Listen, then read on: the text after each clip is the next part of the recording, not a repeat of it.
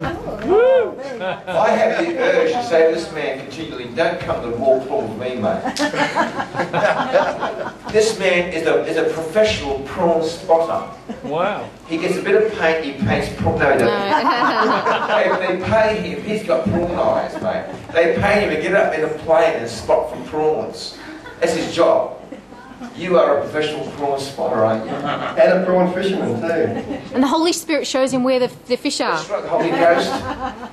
They're cheating, I suppose. They pray to get on a plane and play spots for prawns, and you find them, don't you? I do. Actually, I got a reputation of being one of the best up there, and it's nothing to do with me. Jesus knows where the prawns are, mate. Amazing job. He knows where all the prawns are, where all the little sparrows are, mate. And so if you've got the Holy Spirit on your side, you're 10 streets ahead already. Now, Jeffrey, put up your hand if you don't know this man. Okay. Don't go ask him where the prawns are when he's after me. Don't mock him. But Jeffrey, you had an amazing miracle. Just share. In fact, doctors said you wouldn't live. You should be dead now. So explain what happened to you. I should be gone by now. I peed blood, pure blood. My bladder was cancerous. They removed the tumour from my bladder. And shortly thereafter they realised that the bladder had to be removed, that the world realised the bladder had to be removed. They told me to have the operation and then to have the radio and chemo. And I told them I would go to Jesus. He was my healer. He was the greatest healer the world's ever seen, and I would go to him. 4 months later I went and saw John. I googled Healing Evangelist Australia. John's name came up everywhere. It was so hard to find any other name in amongst there, which is pretty crazy really, because it should be normal Christianity. But anyway, I went to one of John's meetings up in Montville and I saw so many miracles. I knew that I was going to get healed, even though I didn't receive a touch. And the next set of scans, they sat there and they said there's 2 tumours in the liver.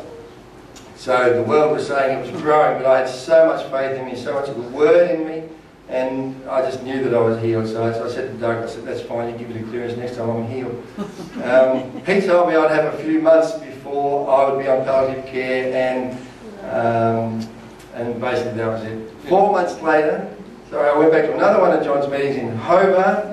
Bairnsdale. I went to Bairnsdale the second time. Bairnsdale was a different miracle. I received the impartation of the healing anointing. You saw amazing miracles there, didn't you? That was incredible. I saw in that meeting. I saw the lame walk, the blind see, and the deaf hear. All in one meeting. Amazing. Yeah, incredible.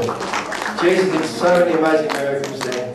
Yeah, it was just mind blowing. So you came to 2 meetings, but you had no manifestation of healing. I didn't receive any manifestation of healing. I didn't. The surprise to see so many bodies lying on the floor and so many healing touches. I'm standing up there going, what's going on? Where's mine? And so I kept telling you what? Come back, keep on pursuing it. And that's what I did, I just kept on pursuing. But I grabbed hold of the CD set, the teaching set, and I'll tell you what, that CD set fed me so well. I just had it on high rotation in the car, at home, over and over. Just got the word into me. I just kept speaking the word, and it just grew my faith so much that that's why I can stand there and say to Doug, that's right, I'm healed. I believe the word over the world. That was a healing seminar we got.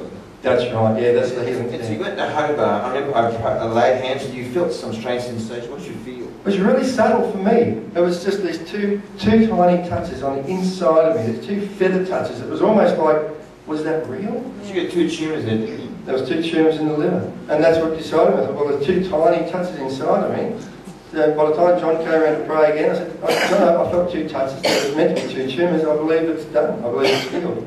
So I grabbed hold of my healing and I walked away with it. And I said, I'll take that. So what happened when you went back to the doctor and you were clear of cancer?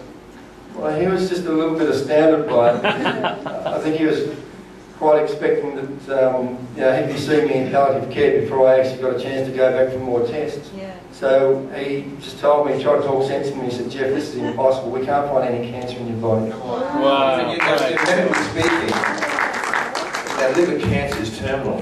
Yeah. No one recovers from that. It's just what you get at doctors always tell you you're finished, and it's probably pretty quick.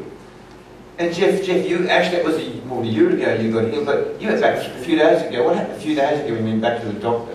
Well, a few days ago, it was very funny. You got to do these medicals, pre-appointment medicals to go offshore. So I had this one medical, and the Lord had me praying for a few days, and I thought, why am I praying like this, my Lord? And he said, I'm clearing the way for your medical.